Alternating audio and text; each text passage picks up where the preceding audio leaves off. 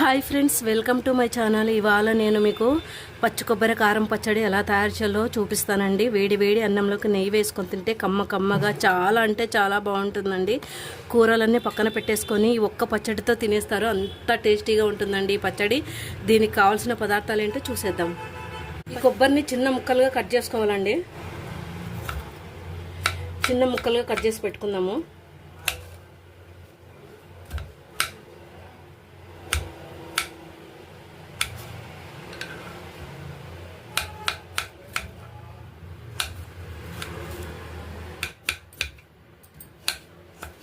ఇలా చిన్నగా కట్ చేసి పెట్టుకున్నానండి. స్టవ్ ఆన్ చేసుకొని ప్యాన్ పెట్టుకున్నానండి. 1 స్పూన్ ఆయిల్ వేసుకుంటున్నాను. ఒట్టిమిర్చి ఒక 6 తీసుకుంటున్నానండి.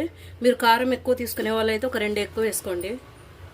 కొంచెం జీలకర్ర వేసుకుంటున్నాను. కొబ్బరి ముక్కలు వేసుకుంటున్నాను.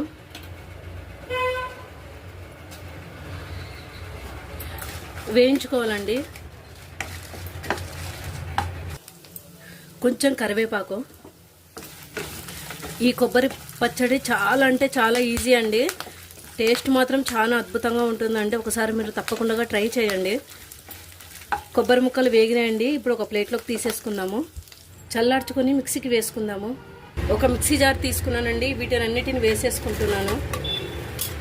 రుచికి సరిపడా సాల్ట్, కొంచెం చింతపండు, 4 వెల్లుల్లి రెబ్బలు ఒలిచి వేసుకుంటున్నాను. మూత పెట్టుకొని మెత్తగా వేసుకోవాలండి. మిక్సీకి కొంచెం నీళ్లు పోసుకుంటున్నాను.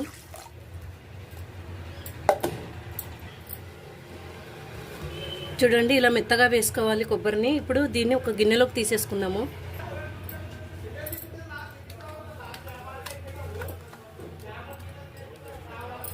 ఈ పచ్చడికి తిరువాత వేసుకుందాము. అదే ప్యాన్లోకి 1 స్పూన్ ఆయిల్ వేసుకుంటున్నాను. 1 స్పూన్ ఆవాలు, జీలకర్ర, 1 స్పూన్ ఉద్దిబేళ్ళు, శనగబేళ్ళు, 1 ఒట్టిమిర్చి తుంచి వేసుకుంటున్నానండి. కొంచెం కరివేపాకు.